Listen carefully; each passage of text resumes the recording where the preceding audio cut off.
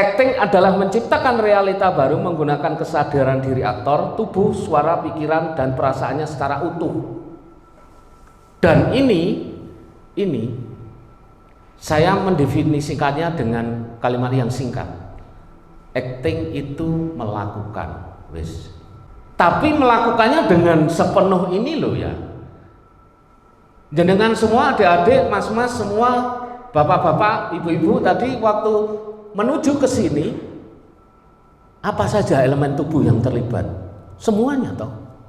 Hanya, nah, realita baru ini yang kemudian harus dipahami.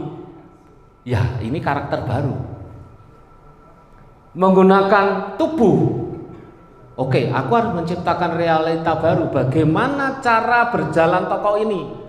Dari sekian puluh orang yang ada di sini, cara berjalannya beda-beda kok.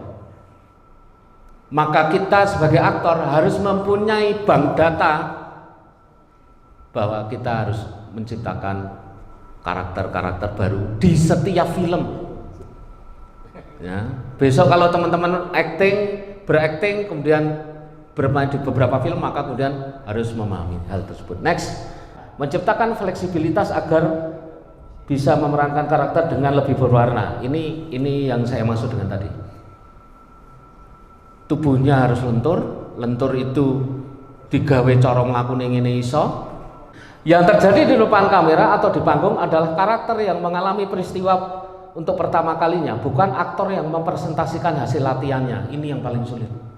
Kita kalau film, teater, latihannya kan berulang kali ya. Ya. Rasanya sampai kita jenuh. Adik-adik mungkin kalau latihan teater itu wow, teriak sana, blockingnya gini ya, blockingnya.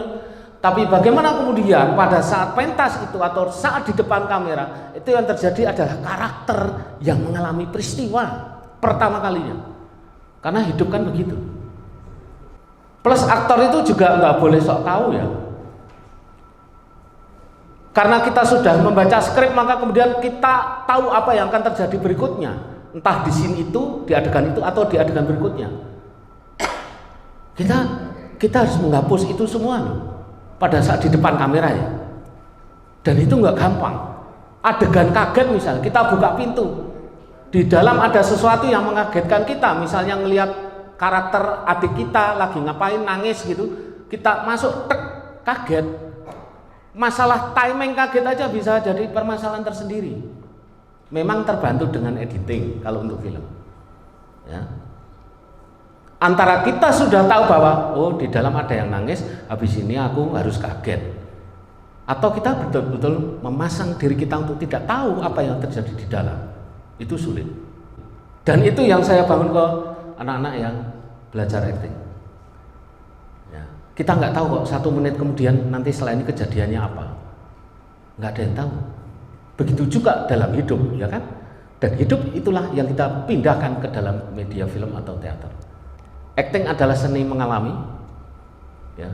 Jadi ketika anak-anak belajar acting, ketika adegannya ditampar secara kamera ada triknya memang, tapi kamu tidak akan bisa merasakan tamparan itu ketika kamu tidak benar-benar merasakannya. Misalnya acting sebelum action. Ini yang saya pelajari dari Bu Christine Hakim. Jauh sebelum Mas Hanung Bramantyo, mungkin nanti Bu Mas Eno juga bisa cerita. Jauh sebelum Mas Hanung Bramantyo bilang action, Bu Christine itu sudah menjadi karakter itu di tempat itu. Gitu. Itu metode acting memang. Ya, tapi disesuaikan dengan zamannya ya. Gitu. Next, spontanitas dalam acting. Ini penjabaran dari tadi yang saya bilang bahwa karakter mengalami peristiwa pertama kalinya.